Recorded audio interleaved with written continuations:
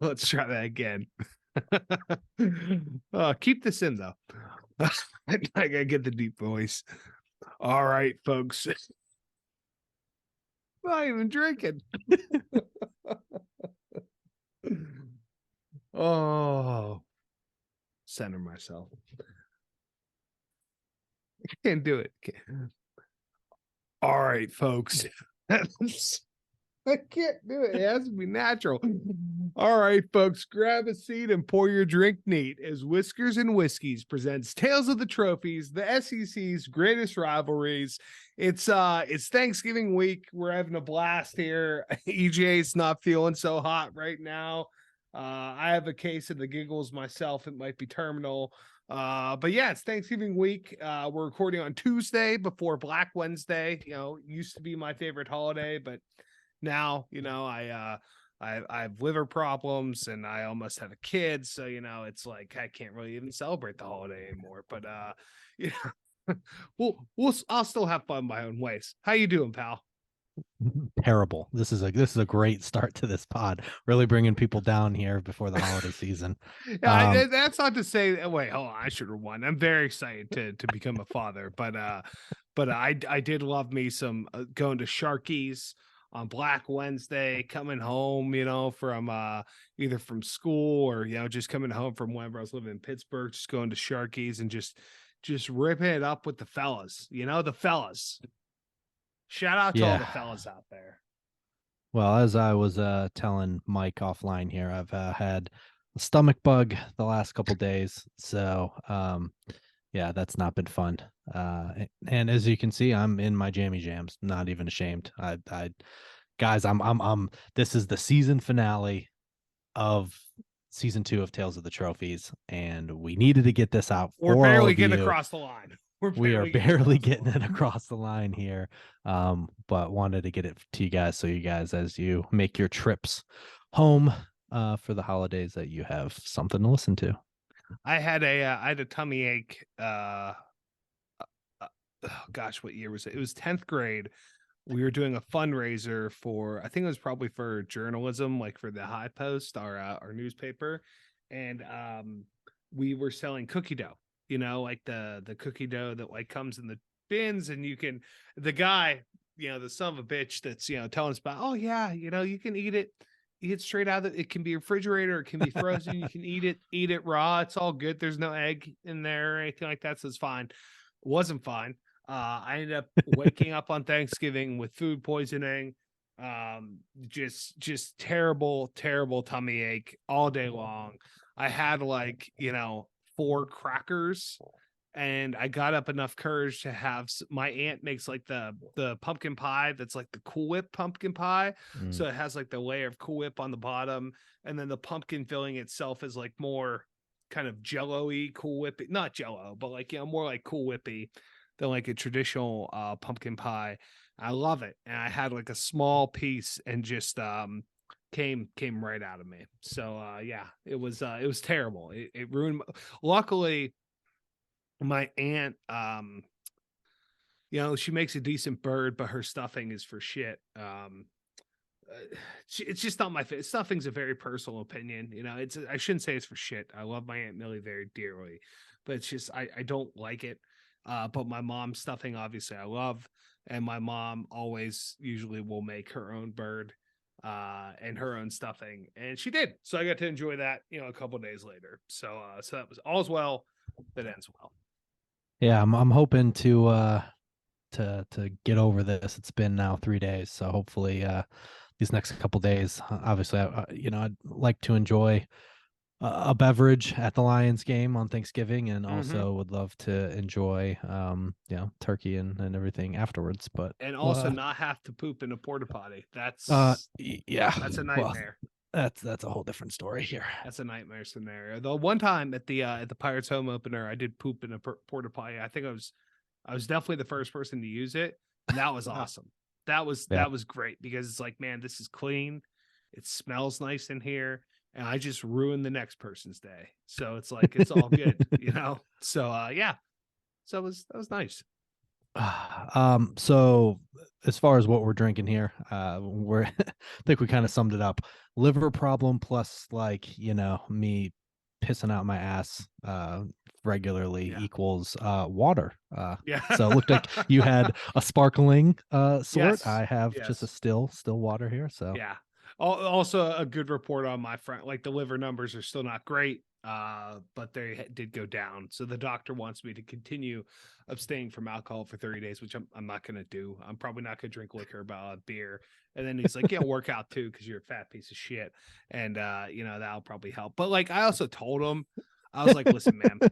I didn't tell him. I told his assistant because I saw the notes in my chart app, and it said, continue abstaining from alcohol and exercise to fat try and get piece the of shit. numbers back. Yeah, back for this fat piece of shit to get the numbers where they should be. Everything else looks great. All my other numbers look great. But I when I called, I was like, hey, I said to the nurse's aide or whatever, I said, hey, um, how long does he want to do these tests for? And she's like, well, I don't know. I'll ask him. I'm like, because I don't want to do this for forever. I'm like, is it till we get to normal, or like am I gonna have to come every month to get a blood draw? Like, what's going on? And she's like, all right, I'll check. I said, also, between you and me, and I said, you should tell the doctor this too. But I lied when I first, because this is the first time seeing this doctor. I'm like, I may have understated the amount that I drink. I'm sure I'm not the only person to do this, but I feel like the doctor should have full knowledge. And I was really on a bit of a bender there. So I was definitely having even I myself was like, this is a little too much. It's a little excessive. You should probably pull back a little bit. So I'm gonna just pull back and pull back on the brown stuff, probably a little bit more beer. And also exercise, which is, with the basement being finished, I had no ability. I'm not gonna go to the gym, like not when I Right. can just go down to the Iron Dojo downstairs. So but now basement's finished. I can set up the Iron Dojo this weekend and get in like one or two exercises before my kid comes and just ruins everything. So Yeah. again, Yeah. I'm very excited to be a father, just to get that out there. But I know things are going to change. So Sure. Yes. Okay, why don't we get to the pick 'em with the boys here? So we are yeah, coming down the stretch final week. Final week? Yes. yeah, the king is back on top. So I managed to go. I was having trouble picking I liked TCU. I liked UTSA. They gave me a ton of success last year. And then I think EJ, it's probably worth talking about. You turned on game day in the morning and text me, and I always record game day. I was a little late getting to it. And boy, they were at Montana. They were out in Bozeman for Montana State. And buddy, Brawl of the Wild, I am for sure gonna get that Montana, even though even though I bet on Montana State and they smacked the shit out of the Grizzlies. That like hat, just the 47 cleanup that's gray with the maroon grizz on it. Yeah. So clean. I'm definitely gonna grab that. And from Sheely's, a local a Midwest sporting goods store. So I'm gonna snag that. And that trophy, man. Like, I mean, what did you think? That was like, I definitely want to talk about that trophy. I want to go to the game now because that Yeah. is one hell of a trophy, man.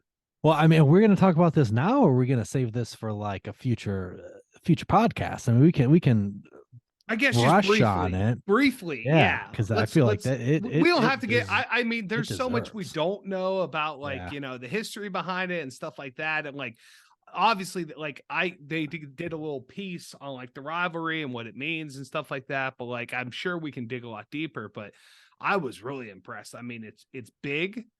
Yes. It's humongous, 300 pounds, Yeah. and it's a big, the big mountain, and there's like a grizzly on one side, a cougar on the other. Like, I thought it just looked amazing.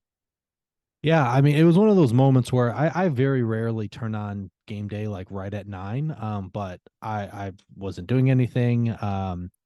I gotten sick by that point. I think so. I don't know. These days all become a blur. But anyway, I was like, oh, you know what? It's 9 o'clock. I'm up early anyway because of my daughter. So I'm like, okay, why don't I turn on game day? I was at my in-laws and because I had no idea where it was at or Mhm. anything. So I turned it Mhm. on and I'm like, Montana, like for what? And I didn't Yeah. even realize those schools were FCS. And I'm like, okay, like I don't mind when they go somewhere new, and it's obviously a pretty heated rivalry Mhm. in state. And then all of a sudden, I pulled, and I think I sent you the meme. Like I did the full Leo DiCaprio in like Once Upon a Time in Hollywood, and like pointed at my screen to no one because no one was around me. But because it was like 30 seconds in, this behemoth.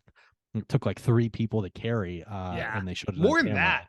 More than Yeah, that. It was like 6 people. Yeah, it was. it was intense. And that was like immediately I texted you and was like, what is that? And the name of the rivalry too, the Brawl of the Yeah, Wild, that is yeah, awesome. Awesome. yeah, So yeah. So it definitely is going to warrant a full episode because mhm. that's awesome. And it just kind of goes to show you, while the first 2 we did kind of like, the season 1 was the Big Ten, which is the OG, and honestly Mhm. probably the best conference when it comes to the rivalry trophies themselves. Yeah. And then you hit the SEC, which is another big time rivalry conference. And then it just goes to show you that there are plenty of not only FCS schools that have really fun rivalries that have awesome trophies, but group of 5 schools as Yeah. well. So even if you Yeah. still jump up to Division 1, there's plenty of really Mhm. really fun ones to talk about, and we Yeah. definitely will cover them in future seasons. But Yeah. yeah, No, the that was great. yeah, they also did a little special on the Big Ten and all the trophy games because a bunch happened this past Yeah. weekend. So Yes. they did a Including special on my that on game day. favorite. Yeah, yeah. Like, Floyd. They talked about Floyd. They Boy. talked about ki- uh um uh Little Brown Jug. They talked about the bucket. They talked about everything. So yeah. No, it was yeah, it was an awesome game day episode because they covered all the trophies and everything. And yeah, just I definitely want to go out to Montana. Like that's definitely on the bucket list now. Brawl of the Wild. So hopefully a year, hopefully global warming, like speed up a little bit and let's get there. But rest of the pick 'em with the boys. So I am back on top after going 2-1.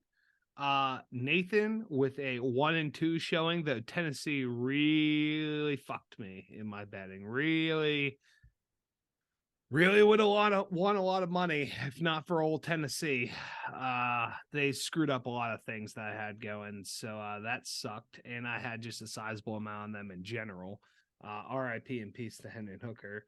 So Nathan is in second with 16.5 points. And then Doyle with 14 points. Only after a hot previous week, 3-0, went 1-2. And then beneath that, Chris with a nice little week. He has 9 points. Jimmy has 9 points as well. Also 2-1 with Jimmy. And then EJ, you have 7 points, my man.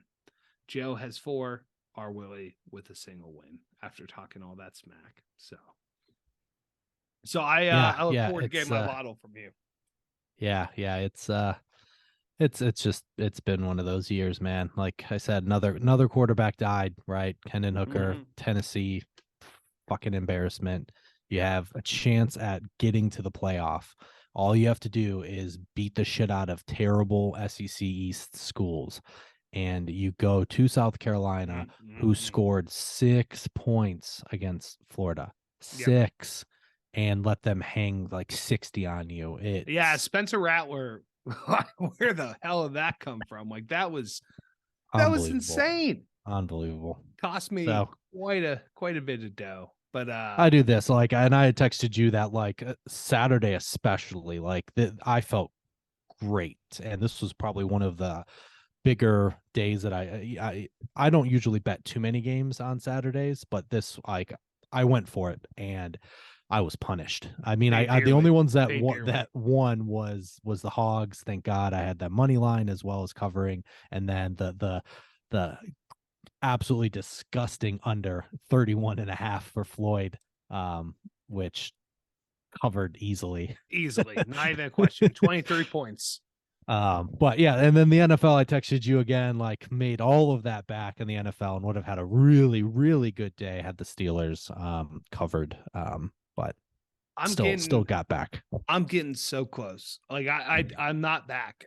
I definitely lost some money, but I'm getting like so close to hitting a big one. I've had a Yeah. couple big ones this season, but like a really significant big one. Like Tennessee, I think had they won, it would have been a total of like $2,000 across all of the things that they busted. Yeah. Um, and then something this weekend too. Oh, George Pickens. Oh God, I would have got back to even if he would just caught that freaking touch. It was in his hands, and George usually pulls those in because I had him for 2 touchdowns. Yeah, just a couple things that just aren't hidden here. And I guess like what's his name? Demarcus Robinson with the Ravens didn't score. You know, just a couple people that like I thought would score didn't. So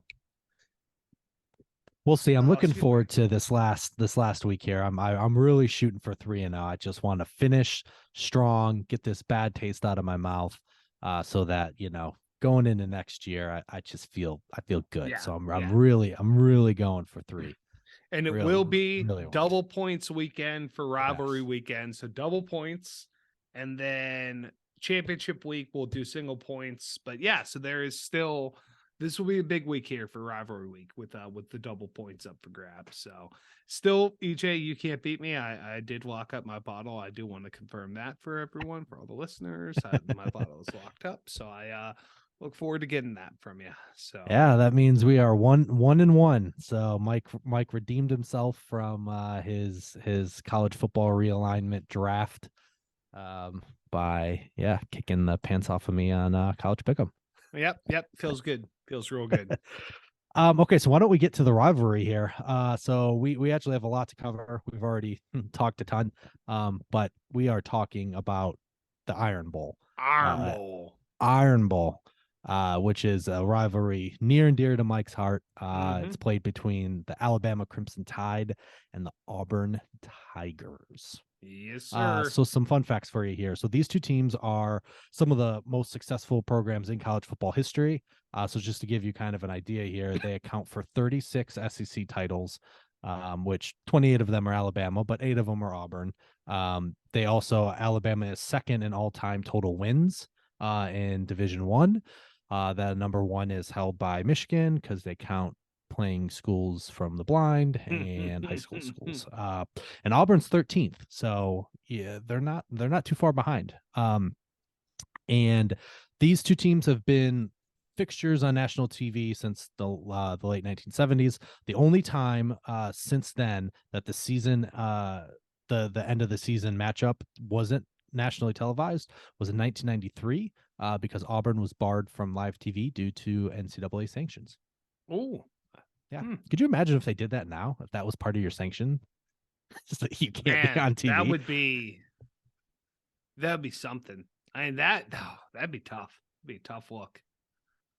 Well, and it stinks for the other school too, right? It's a punishment for both. Oh yeah, that's probably true. why they don't do it. That's true. And then the last little fun fact here. So, believe it or not, and I didn't know this, Mike, you might have, but for most of the 20th century, this game was actually played every year in Birmingham. There were 4 games played in Montgomery, Alabama, with each team winning 2 of those. And since 1999, the games have been played at Jordan-Hare Stadium in Auburn, and then Bryant-Denny in Tuscaloosa. So it actually took a long time for them to play on campus, which kind of surprised me. So this game, which before I started doing research for this season, obviously you're very familiar with the name, the Iron Bowl. I had no idea it had a trophy associated with it. So, Mike, do you know what that trophy looks like? No, I don't. I didn't realize that a trophy associated with it either. It's not, really. Is it even presented on the field? Like, we'll get to that. Okay, fair enough. Fair enough. So give me your guess as to what it looks like. I mean, what I wish it looks like is like a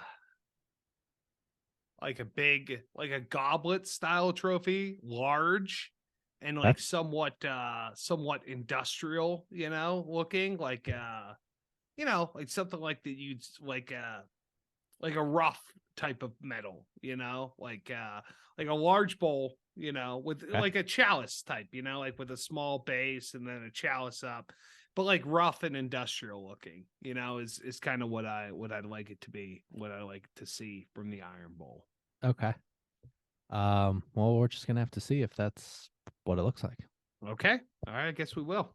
So this is gonna be the last time this year. This is an in-state rivalry, which means we have to do state trivia. So let's do some Alabama state trivia. Are you ready All for right. this? I am.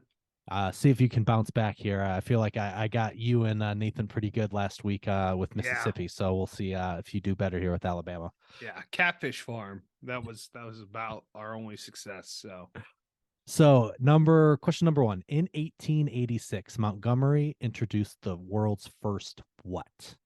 Was it A, coal train, B, electric trolley system, C, submarine, or D, automobile? Well, it's not. I don't think it's automobile. That seems like a Detroit thing. Submarine doesn't seem likely either.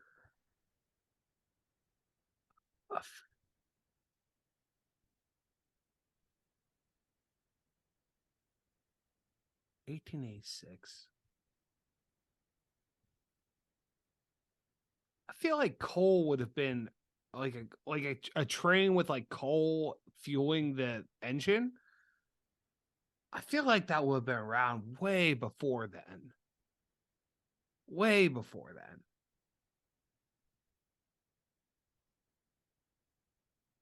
Yeah, a coal train had to be around way before then. So the trolleys, when were they around? I love like the thought that you put into all these too. Well, yeah, I mean, yeah. It's either trolleys or submarines. But I don't think a submarine would be in Montgomery, Alabama. I don't think a trolley system would either. Gotta pick one. That'd be like a bigger. A submarine just seems so weird. Trolley system. You are correct. There we go. It was the first electric trolley system. All right. Question number 2. Alabama's official nut is what? Is it A, pecan, B, almond, C, peanut, D, cashew? Pecan. I think of Alabama, I think of pecan pie. I'm pretty sure that is the answer. You're correct. 2-0. It is A. Let's go. Pecan. I feel like pecan sounds fine, but then when you say it with pie, it's like, it's pecan pie. Yeah, I think I knew that because I just associate Alabama and pecan pie. Sweet tea and pecan pie. Number 3. So in 1836, Alabama was the first state to recognize which holiday? Is it A, Veterans Day, B, Easter, C, Father's Day, or D, Christmas?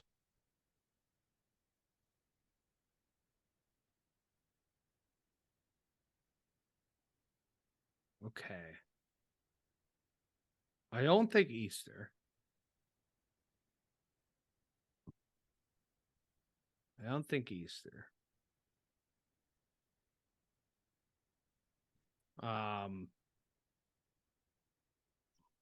Father's Day could be good. So could Veterans Day.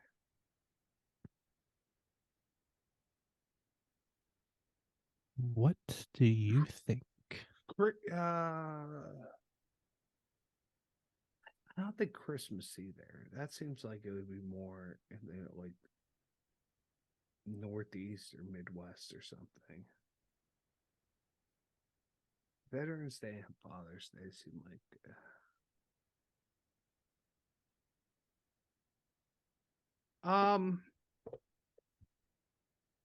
Let's go with Veterans Day. That is sort of incorrect. Oh, okay. But sort of correct. So I'm kind of 3-0. Correct. So in 1836, they were the first state to recognize Christmas, Oh, what? Christmas? but the Hold on. first, I was going to say the first Christmas? Veterans Day parade and the first state to celebrate Veterans Day was Alabama in 1947. So, wait, but Christmas? Christmas. How are they the first state to recognize Christmas? Like that's something that like has been celebrated for like I would think like freaking Massachusetts would be the first state just because like by warrant of being like one of the first states. Wow. I don't know. I guess it took until, the Bible Belt down there to really believe in that, but that's what they claim. Okay. I mean, listen, Okay. it's what they say. So what's the answer? Is Christmas Christmas Yes, 1836. Christmas is Okay, the yeah, correct yeah, yeah. answer. Okay. However, Alabama was the first state to recognize Veterans Day as well, but that didn't happen until 1947. I should have thought more about 1836 there. That Yeah, I didn't either until I read that out loud. I was like, you know what? That was probably a giveaway there. hmm. All right, so question number 4. In Anniston, Alabama, you can visit the world's largest what? Is it A, office chair, B, desk, C, refrigerator, or D, oven?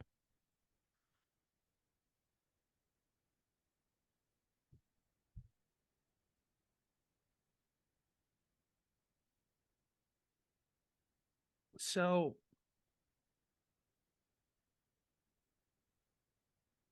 so if it's a refrigerator or an oven, that's like something that has to be like plugged in and use electricity. Well, I guess an oven could be like a brick oven or like an industrial oven. So that might make sense. But then like when you see like those world's largest things, it's usually just like a big like the world's largest ball of yarn. It's just a big thing. So like a chair or a desk would make sense. Like who wants to go see the world's largest desk? Well, I'm sure. Who wants to go to a cactus farm in Mississippi? I But was just yeah, gonna say, yeah. it's been crazier things. Yeah. Um,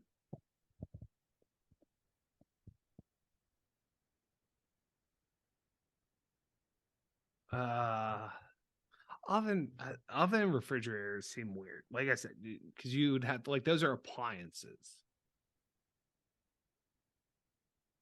and like that's so nebulous, you know. An oven, like a baking oven or like a refrigerator, like that could be an industrial refrigerator. So like I don't think it's either of those, just because that's nebulous. Desk or office chair. I don't know. Big chair. Big chair. That is correct. Let's. I'm on a tear. It I'm is on a made of tear. 10 tons of steel, which is I'm about on 3 a times the tear. weight of your car. Okay. All right. All right, let's bring it home Here here. we go. Number 5. Alabama is home to the United States' largest blank population. Is it A, ant, B, snake, C, snail, or D, bat? U.S. largest population. Um. So I feel like there's probably a lot of bugs, a lot of bugs down south. So like bat makes me think it could be bats because there's so many bugs down south, but there's a lot of bats out west too. Like, you know, when I think of like caves and bats flying out, a lot of snakes down there too. Snails and ants, I don't even know how you would measure that. I feel like ants and snails are hard to measure. So it'd be tough to say it's the largest. So it's either gotta be snakes or bats. I feel like people would probably track bats more. So I'm gonna say bats. That is incorrect. It was C, snail. Snails? Who tracks snails? Believe it or not, 43% of all snails in the U.S. live in Alabama. How? It seems like such a weird thing to track. I think it's a weird thing to track any of those things, but yeah. Well, I mean, bats, I could see why you'd want it, and snakes. I could see why you'd want to track both of those things because, snakes can present problems, and bats, I feel like people track those. But anyways, okay, there you pretty good, go. pretty So good yeah, performance. that was a much better performance. You Pretty definitely good. redeemed yourself here. Yeah, that was good. All right. Okay, so why don't we get back to the rivalry here? So the first matchup was in 1893, and Auburn won that 32-22. And the teams would play again, according to the Wikipedia, with Auburn winning that one 40-16. But I couldn't really see any, I couldn't find any Again that reason year? why, or They yeah, played I twice couldn't, that year? yeah. But I couldn't find any other mention of that second game. A lot of the Hmm. other sources had the first game, but don't know.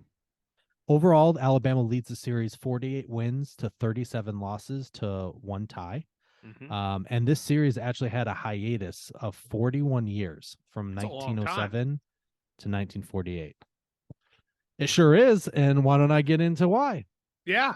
So much like some of these other deep South rivalries, there's always a little bit of politics to start things off here. So, um, yeah, so the contest became the extension of a bitter political debate, which took place in the Alabama state legislature regarding the location of the new land grant college under the state's application under the Morrill Land Grant Act of 1862 during the Civil War Reconstruction era. So this is similar to, I believe it was, I think Florida. I think Florida had something to do with this Land Grant Act as well as Mississippi State.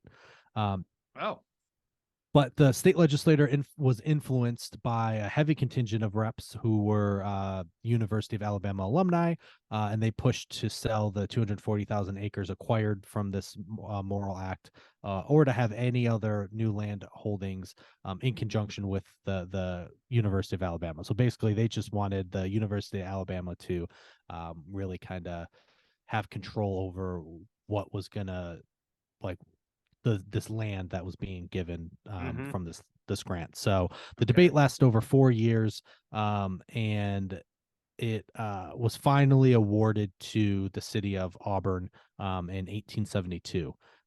Which had donated more than 100 acres and some of the remaining buildings and properties of the East Alabama Male College, which was in that area previous to that.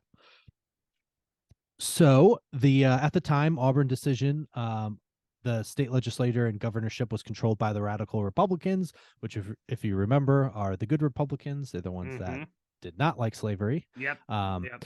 but unfortunately, by 1874, former Confederate and Redeemer focused forces from the Democratic Party gradually overturned the radicals' control of the legislature, and the Democrats attempted to overturn most of the legislature passed during that Reconstruction era, including the founding of Auburn from the land grant from the Morrill Act. Mm-hmm. So during the 1870s, Auburn, which was then named the Agricultural and Mechanical College of Alabama, received no funds from the state and was on the edge of financial collapse. And the collapse of Alabama meant that the collapse of Auburn meant that the University of Alabama would assume all of the remaining land scripts, Mm-hmm. thus essentially profiting from the closure of that new Love to college. see it. Love to see Yeah. it. Yeah. And I didn't go too far into this because we have a ton to get to, but after its closure and burning during the Civil War, apparently the University of Alabama was burned down. It would reopen in 1871, and then in 1880, the Congress granted the university 40,000 acres of coal land, as well as $250,000 in war damages for the Okay. university to kind of be rebuilt. So this brings us to the first Iron Bowl, which was February 22nd, 1893. So if you want to scroll down, there was a trophy that was awarded at um, this very Ooh, first match. Yes. what is So that? I know. So Alabama and Auburn played their first football game in Lakeview Park in Birmingham, Alabama, in which I had mentioned that Auburn won 32-22, and that was before an estimated crowd of 5,000 people. So why don't you tell the Okay. listeners what this trophy looks like? Okay, so this trophy is gosh, it looks like an Aztec or like a Mayan warrior or something like that. I'm thinking of Namor from from Black Panther, honestly, just an Aztec type warrior with like a shield, like a circular shield. It looks like holding up something in the left hand, the right hand is raised up. Looks like there should be like a spear or a sword, but it looks like that's been broken off. And Yeah. there is a cat sitteth upon the helmet of this Aztec Mayan warrior. Am I in the ballpark? Like, is it like a South American type warrior? Or like what? It looks like it, or potentially a Native American one, maybe. It doesn't look like a I don't think typical Native Civil Americans War. had shields like that though. Yeah, that's That's true. yeah. So it's or like the armor like that. It definitely looks like an Yeah, Aztec or Mayan type, but it's like a small like pewter statue, probably like a foot tall. There's a yeah, little tin cup or like a little tin silver sterling silver cup there. It yeah. reminds me of the gift that what's his face? Bert Kreischer got for his birthday. He got Hitler's teacup. Oh, That's kind of what it doesn't look like a teacup, but it looks like a little almost like a mule cup, but silver mule cup. So is that in um, relation to the trophy or is that just a random ass cup? no clue. There Okay. wasn't a lot of information on this trophy. So yeah, I mean, it looks newer, it looks shinier than the trophy. It could just be a different metal, but yeah, I'm not sure exactly what that little cup is. Almost looks like it could be like a shot glass size, right? Like, yeah, Yeah. I'm not sure. Hmm. It reminds me of the cup that Doc Holliday had in Tombstone. Yeah. Um, okay, so let's see here. So in 1902, a bill was introduced in both houses of the U.S. Congress to fund the creation of a school of mines and mining engineering at each land grant college. So under the provision of the bill, each participating land grant college would receive $5,000 annually with an additional $500 for 10 years. But the University of Alabama secretly sent Professor Dr. Eugene Smith to Ah, lobby against the passage of the bill or to amend it to allow other universities to participate in the federal program. And then obviously Auburn then, of course, responded and sent Professor C.C. Thatch to okay. lobby on with the Association of the A Land Grant bunch of Colleges nerd names. Just for a nerd compromise to names. allow the passage of the bill, but the bill would later fail. So this is just like a little early, bit of rivalry between the two schools there, with Yeah. Alabama wanting some of that money and not wanting it to go to Auburn. So during the 1907 state legislature session, a debate surfaced to move the land grant college from Auburn to Birmingham. Meanwhile, tensions carried over to the football field when, after both the 1906 and the 1907 contests, Auburn head coach Mike Donahue threatened to cancel the series if Alabama's head coach Doc Pollard continued employing his elaborate formations and shifts. So basically, he was being too good at football, and he threatened to cancel the series. Fuck you, Auburn. The series was suspended after the 1907 game.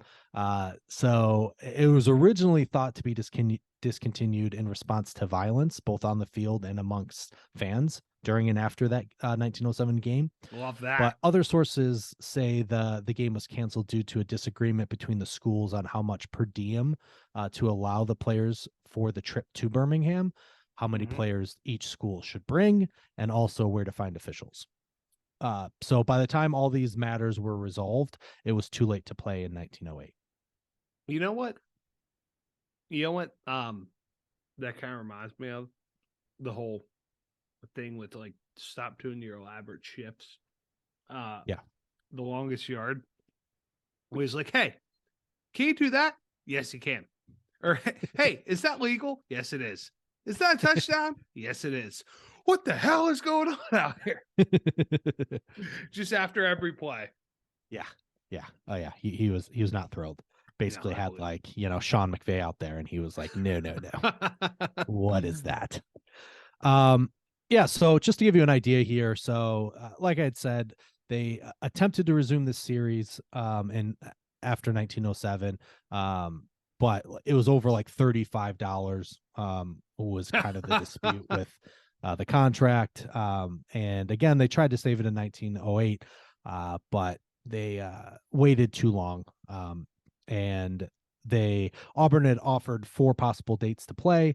But before the reply was made by Alabama, 2 of those dates had passed, and it was too late to change the dates to those 2. And then the other 2 chances included November 21st, and Alabama had a game scheduled with Haskell Institute, which was a Native American school. And then the other date was 1928, which was the Saturday after Thanksgiving. And Alabama chose not to cancel the Haskell game, honoring the contract they had already had in place. So that ruled out that date. And then Auburn Board of Trustees refused to change its longstanding rule prohibiting football games after Thanksgiving. So the Auburn Alabama series had stopped. They could rename this to $35 worth of scraps of iron, like the Yes. $5 bits of broken chair. That'd be cool. So during the 1930s and into the 1940s, while the rivalry was in hiatus, both schools attempted to renew the series, but not at the same time. So Auburn wanted to renew the series in 1944, but this time Alabama said no. Basically, the Board of Trustees was against the resumption, saying that the Auburn Alabama rivalry would lead to an overemphasis of football in Alabama. Bet they're mad. If they were still alive, they'd be pretty mad about that. And an unhealthy increase in rumor and rancor between the 2 schools. Love that. So the board also said, right, that the in-state rivalry would make it impossible for either school to hire coaches of, quote, high character and proven ability, end quote, because Auburn still faces that issue. Yeah. Because they would be afraid of beating the cross-state rival every year. Yep. Auburn still, to this very day, is plagued by that same issue. So after 1944, several legislature attempts were made to force the 2 schools to play, but all of them failed. Also in 1947, the Alabama House of Representatives again passed a resolution encouraging both universities to make possible the inauguration of a full athletic program between the 2 schools, but the resolution did not go into effect, and the schools just didn't agree. And it got to a point where the legislature threatened to withhold state funding. So in April 1948, Alabama President John Galilee and Auburn President Ralph B. Drayton met and agreed to renew the series in 1948 and in 1948 for the following season in 1949. So that's when it got renewed, was 1949. Gotcha. All came down to the money, as it always does. Time is a flat circle. So it was agreed that the games would be played at a neutral site in Birmingham at the Legion Field, which held 47,000 fans in 1948, which dwarfed both Tuscaloosa's Denny Stadium, which only had 31,000 at the time, and Auburn Stadium, which only had 15,000. Which was expanded to 21,500 and renamed to Cliff Hair Stadium in 1949. But still, the Legion Field in Birmingham was much bigger than both of the schools. So it's also believed that Alabama refused to travel to Auburn, citing poor roads and the small size of Hair Stadium. And fair. Alabama was joined in this sentiment by Tennessee, who refused to play in Auburn until 1974. And Georgia Tech, who did not travel to Auburn from 1900 to 1970. Wow. And Auburn would play its last home game. I know. Auburn played its last home game at Legion Field outside of the Iron Bowl in 1978 against Tennessee. So between 1969 and 1987, Auburn made additions to Jordan-Hare Stadium until it eclipsed the Legion Field in size. Auburn was in the process of expanding Jordan-Hare Stadium from 72,000 to 85,000 for the 1987 season, which is almost 10,000 more than Legion Field had at the time, which was 75,000. And then Alabama's Bryant Denny Stadium then seated a little over 60,000, but expanded to 70,000 in 1988. So you kind of saw both of those stadiums start to grow. By this time, Auburn fans felt, upset over playing all their Iron Bowl games at Legion Field. Despite the equal allotment of tickets, Auburn fans insisted that Legion Field was not a neutral site. Not only was Legion Field just 45 minutes east of Tuscaloosa, but the stadium has also long been associated with Alabama football. Well into the 1980s, Alabama played most of its important games in Birmingham, and most of Alabama's home football history from the 1920s to 1980s actually took place at Legion Field and not at Bryant-Denny. Oh, okay. So for this reason, Auburn began lobbying to make the Iron Bowl a home and home series. When Pat Dye was the head coach at Auburn and the athletic director in 1981, he met with longtime mentor and Alabama head coach and athletic director Bear Bryant. And Dye recalled that at the meeting, quote, "The first thing he said to me, very first thing, well, I guess we're going to want to take that game to Auburn." Dye confirmed the hunch, saying, "We're going to take it to Auburn." And when Bryant noted that the school's contracts with Legion Field ran through 1988, Dye replied, "Well, we'll play in 1989 then." Oh, there we go. Although Auburn would have been well within its rights to move home games to Jordan-Hare before then, Dye knew that Bryant was adamantly opposed to playing any Iron Bowl games in Auburn, and he also knew Bryant's standing in the state would be it's useless Bryant to try it and try and make go against him and honestly even try to attempt to move the Iron Bowl to a home and home series as long as Bryant was alive. So they kind of just had to sit there and wait. So wait that one out. in the late 80s, the schools agreed that Auburn could play their home games for the Iron Bowl at Jordan-Hare starting in 1989, with the exception of 1991.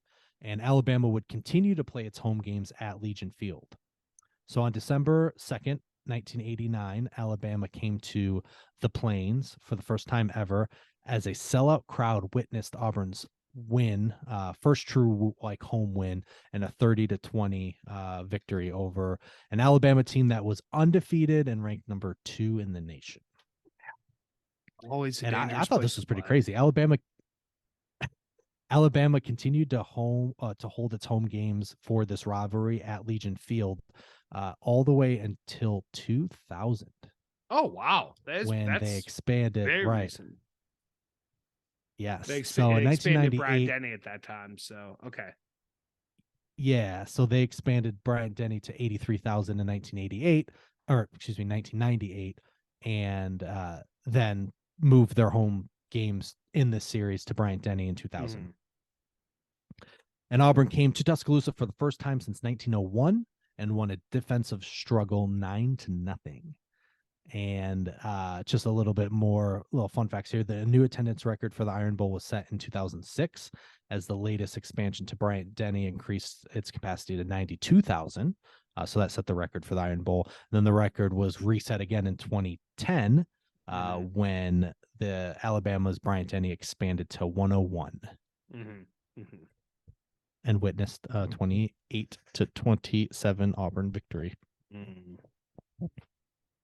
So all right, so why don't you scroll down? Every time they expand, it's fair. Oh, bad news. All right, tell us about this trophy. It looks like a golf trophy, except for the football on it. But it's a wooden base. I was kind of right. A wooden base with silver plaques on the side. It is like a typical bowl, like when you think of like a bowl chalice type thing, but silver. It's very ornate. And then there's like a lid on the bowl, like instead of it just being like an open cup, there's a lid on it that comes to a point. and on top of the point there is a football, and on top of the football is a kicker with his hands in the air like he just punted the football, and his leg up as if he over his head as if he punted it. Yeah, looks yep, not what I expected for the Iron Bowl. It's pretty, just not what I expected for the Iron Bowl, to be honest. I expect something a little grittier, you know. But it's a nice. Oh, it's big. Oh, it's big. When you see it next to someone, it's very ornate. It looks like it's adorned like a fancy, maybe because like a gravy tureen. You know how it's got fancy adornments on it, like your grandma's gravy tureen or something. It's pretty sizable though. Yeah, I mean, that's a hefty boy. It's girthy. It's got some girth to her. sure does. So Yeah. this game, like I had mentioned, had been played for the majority of its rivalry in Birmingham at Legion Field, and that's actually where the Iron Bowl name comes from, because Birmingham's had a historic role in the steel industry at the time, and it was actually Auburn coach Ralph Shug Jordan who's credited with actually coining the Iron Bowl name. So he was asked by reporters in 1964 how he would deal with the disappointment of his team not going to a bowl game, and he responded, quote, "We've got our own bowl game. We have it every year. It's the Iron Bowl in Birmingham." All right. That's how it came So about. there you go. So that's how it came about. So the trophy itself, it is named the James E. Voy ODK Sportsmanship Trophy, What? also commonly known as the Foy ODK Sportsmanship Trophy. So the namesakes are Dean James E. Foy, who served at both Auburn and Alabama. And the other part is ODK, which is Omicron Delta Kappa, the National Leadership Society, which has circles in both universities. James E. So, Foy, V yes, hyphen ODK trophy. Correct. Sportsmanship trophy. Sportsmanship trophy. This stinks. That name stinks. Yeah. So in the years that Auburn victories, the trophy is displayed at the Auburn Arena in the Jonathan B. Lovelace Hall of Honor. And following Alabama victories, the trophy resides in the Paul W. Bryant Museum. So the trophy was established in 1948 by the two circles of Omicron Delta Kappa to signify a good relationship between the two schools despite the bitter rivalry. In 1978, upon his retirement from Auburn University, the trophy was dedicated to James D. Foy because of his importance to both schools. Foy graduated from the University of Alabama and served there as assistant dean of students before serving as dean of students at Auburn. And Foy also served as the faculty secretary and the key faculty officer for ODK, for Omicron Delta Kappa, for both circles. So it makes sense. It's just it's a mouthful, you know. Good intentions, I suppose, but yeah, it's kind of hard to say. So the reason why most people have never heard of this trophy or have seen this trophy is because each year the trophy is presented to the winning school by the losing school at the winner's home basketball game in the Iron Bowl of basketball. That explains why. Okay. That explains why all these pictures are in the gym. All right. Yes. So the ODK president from the losing school presents the trophy to the ODK president of the winning school during halftime of the basketball game, and tradition dictates that the presenter also sing the fight song of the winning school. Oh, okay. I cannot imagine Saban singing the Auburn fight song. That's pretty sad. So it's the ODK president, so it's the it's the fraternity president. I was gonna say that would zero chance you're getting Nick Saban to sing anything. Nick Saban to sing that song, no way. And the circle from the losing school also treats the circle from the winning school to dinner. So nice. It's actually kind of a nice little I like that. You know, tradition at the end of a very heated rivalry. Yeah, that's good. That's good. All right, so let's go through some notable games here. So in 1964, in the first Iron Bowl broadcast on national television, quarterback Joe Namath led Alabama to a 21-14 victory over Auburn. In 1967, this was the first night game in the series. Thunderstorms soaked Legion Field, making the field extremely muddy. The game was frequently stopped to clear raincoats and other wet weather gear from the field. Late in the game, Alabama quarterback Ken Stabler ran 47 yards for a touchdown to give Alabama a 7-3 victory. And the run became known in Crimson Tide lore as the run in the mud. Love it. Love it. That boy Ken. So in 1972, down 16-3 late in the game, Auburn blocked 2 punts and returned both of them for touchdowns. Always fucking special teams. Always motherfucking special teams. And then probable 17-16 win and coining of a new phrase among Auburn fans, punt, Bama, punt. And in August of 2010, ESPN ranked this game as the 8th most painful outcome in college football history. Seems about right. I could think of another one that's more painful, also involving special teams. Same rivalry. In 1981, Coach Bear Bryant earned his 315th career win after Alabama beat Auburn 28-17. With the victory, Bryant passed Amos Alonzo Stagg to become the all-time winningest FBS coach at the time. This was the final game in Alabama's 9-game winning streak over Auburn, the longest streak in Iron Bowl history. Mm-hmm. So let's see here. In 1984, trailing 17-15 late in the game, Auburn had a 4th and goal from the 1-yard line. Opting to go for it, Auburn called a pitch to running back Brent Fullwood. Running back Bo Jackson, who was supposed to block for Fullwood, ran the wrong direction, allowing Alabama defense to easily tackle Fullman out of bounds at the goal line to seal the victory. Suck it, Bo! Yeah. And the next year, in 1985, Alabama beat Auburn 25-23 on a 52-yard field goal by Van Tiffin as time expired. Oh, wow. A close game was elevated. Yeah, in your favor. So this game was elevated by the epic fourth quarter, with the teams trading haymakers and the lead changing hands 4 times in the fourth. So it's just a very big back and forth. So Alabama drove down to their own 20-yard line, or from their own 20-yard line in the final minute, including a 4th down flanker reverse to keep the drive alive. And as recently as 2015, your favorite guy, longtime sports reporter, Paul Feinbaum, remarked it as still the greatest football game he's ever seen. We don't have to say anything more about that game. Everyone knows what happened. It's the night Paul Walker died. Oh, what? Wait, in 1985? Oh, wait, sorry. I thought you said 2015. No, you're talking 1980. Oh, yeah. So in 2015, that's when Feinbaum said that game in 85 was still the greatest game he's ever seen. Okay, gotcha. All right. Well, sorry, there. Didn't mean to get there. 2013 or 2012. What was it doesn't matter. I don't even want to talk about it, but yeah. So want to talk about it. So in 1997, the game was called The Fumble. So Alabama fullback Ed Schism fumbled on a screen pass that was meant to give the underdog Crimson Tide a game-sealing 1st down.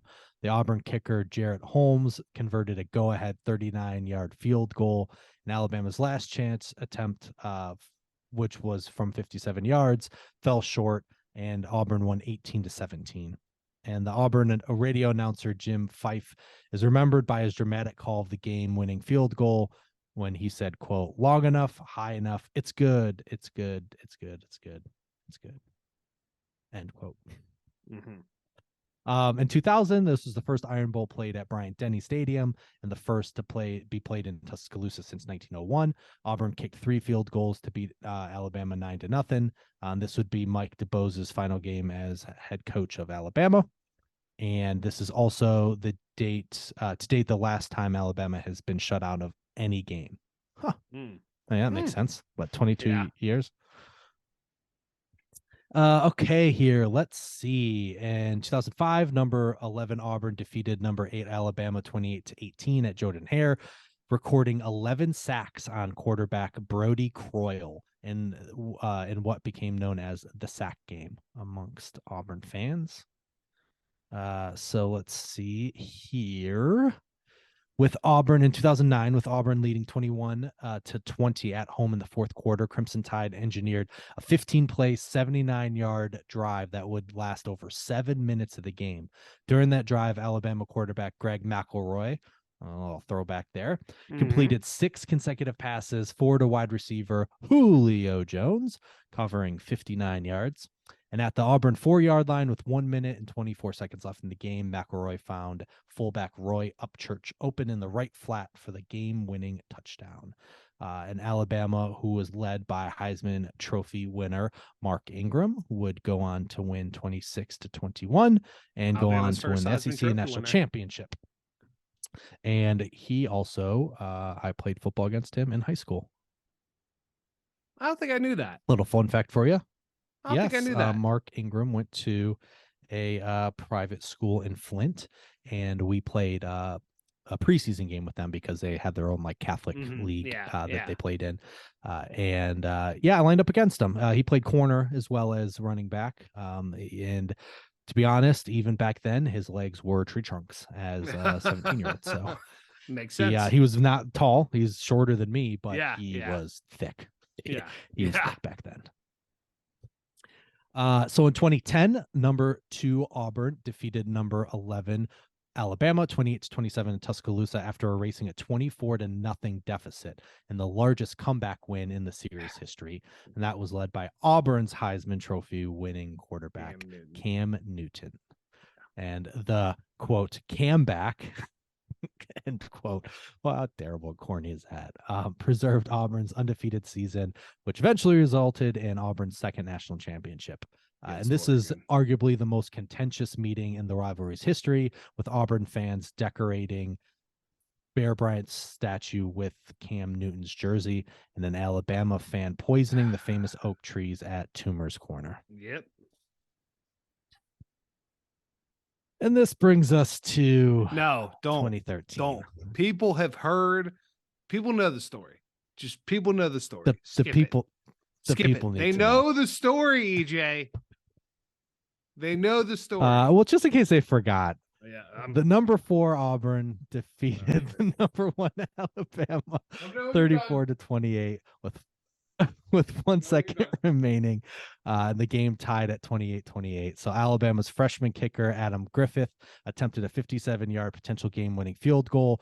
The kick fell short, and Auburn cornerback Chris Davis caught the ball at the back of the end zone and returned it for 109 yards. People get for the game-winning touchdown as time expired, which was known as game day. They've seen the story. Six. They know it. The 2013 Iron Bowl won the ESPY award for best game of the year in any sport, and the final play by Davis was the ESPY award for the best play of the year. The game? Come on. We're good. People, they play it every freaking week on ESPN, I swear. Oh.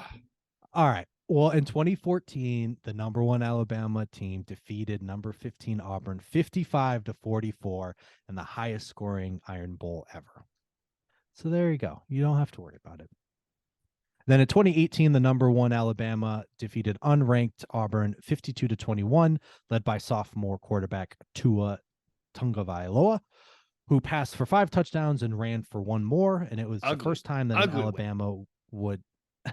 an Alabama player would account for 6 touchdowns in a single game. So ugly record for Tua. Ugly win.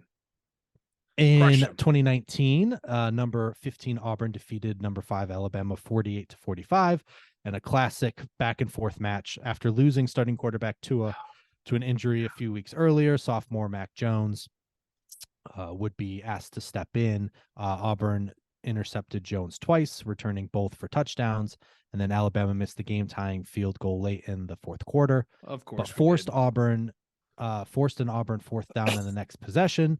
with a minute 4 remaining on the game, and Auburn lined up in the formation with the punter out wide, which confused the defense and led to Alabama penalty with too many players on the field. And the 5-yard penalty would give Auburn the first down, and they could run out the clock. That was such a frustrating game. And with the loss, Alabama was knocked out of the playoff contention for the first time since the creation of the 4-team format in 2014.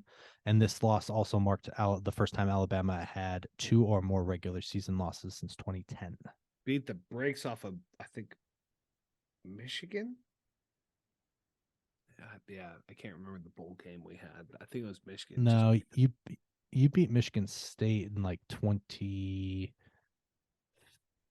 That was in the playoff. I'm saying I think the bowl game we went to was against Michigan. We just yeah, you know what? You're right. the tar out of them. Yeah, yeah, because people actually thought that Michigan could win. Yeah, idiots. And in 2021, the number 3 Alabama defeated unranked Auburn 24-22 in a 4 overtime game.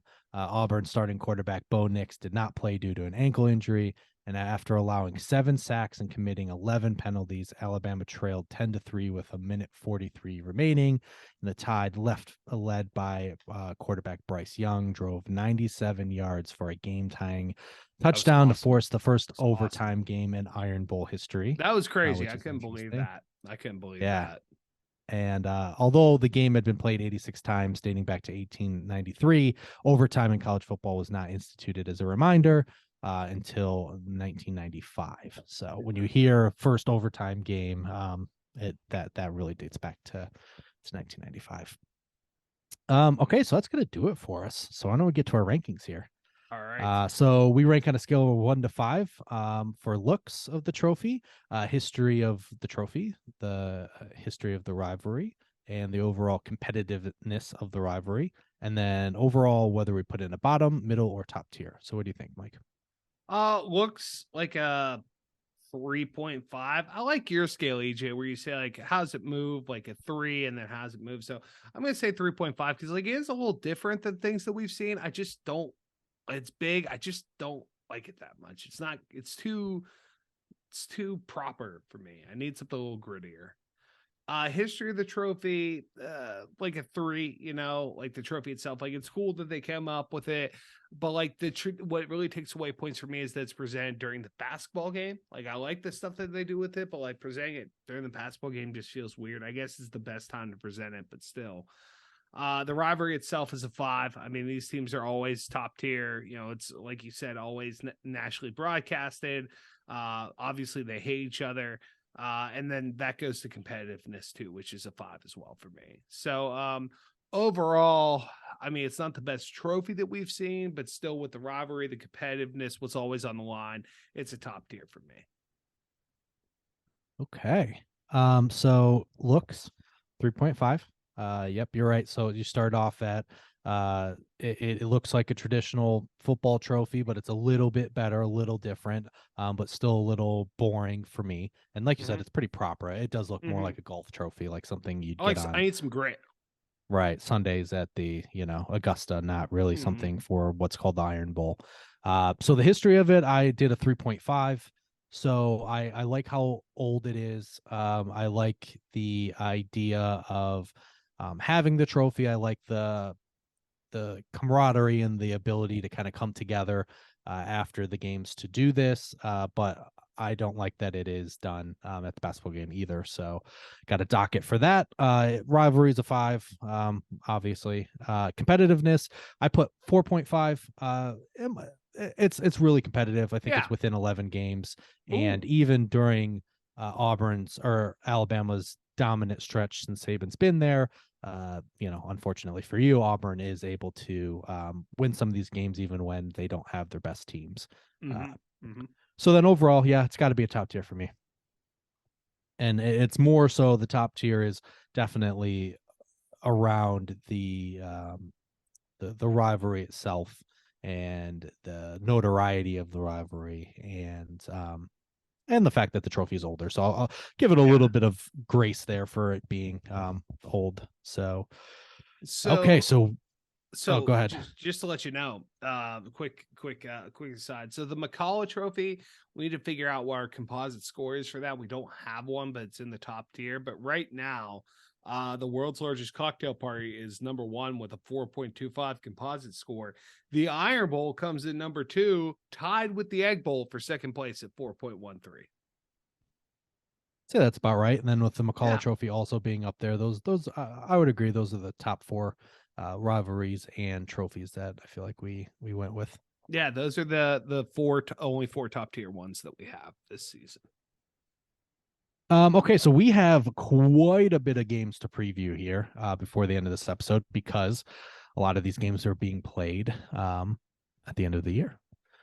So first off, preview of the Egg Bowl. So this is Mississippi State 7-4 traveling to number 20 Ole Miss, who is 8-3. Excuse me. This game will be played on Thanksgiving at 7 p.m. Eastern on Love ESPN. that. Love that. So instead of watching the Patriots and the Vikings, Yeah, turn on the Egg Bowl. no Kirk So Duggins. what are your predictions here? Just to give you an idea, the spread is -2.5. I love that you added in the spread. Thank you, buddy. I am going to take Ole Miss, and I'm going to take the points too. I think that that Mississippi State reporter that reported that Kiffin to Mississippi State is a done deal. I think that was a mistake.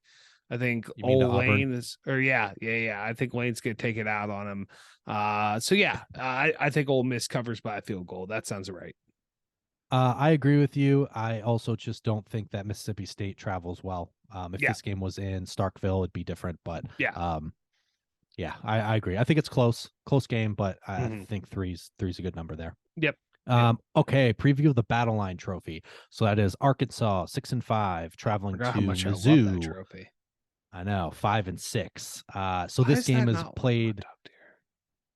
So this game is played on Friday the 25th on Black Friday at 3:30 Eastern time on CBS. So there's a lot of college football games on Black Friday as well. So it's just going to be a fantastic weekend for football. And this is Mizzou +3. So Arkansas is laying 3 to Mizzou. What are your thoughts? It feels wrong having the Battle Line Trophy itself in the bottom tier because it's such a good freaking trophy. I think Arkansas can take them by a field goal. I think they'll. Yeah, that sounds good to me. I'm taking the Hogs. Woo pig.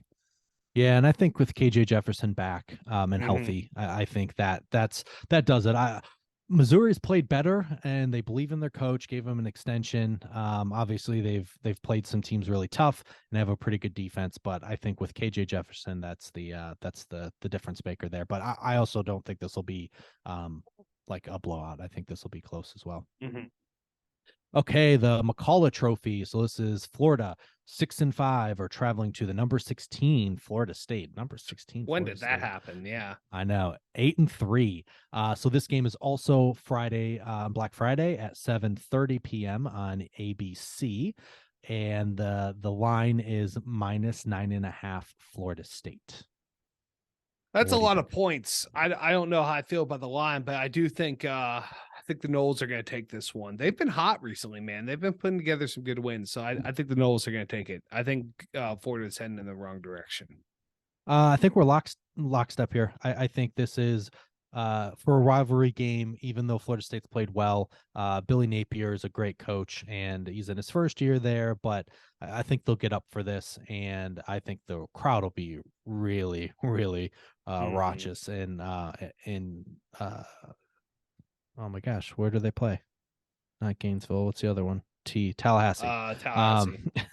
So I agree with you. Florida State wins, but I don't think they cover. I think it's less than 9.5. Preview of the clean old-fashioned hate. So unranked Georgia Tech, who are 5-6, are traveling to face the number 1 Georgia Dogs.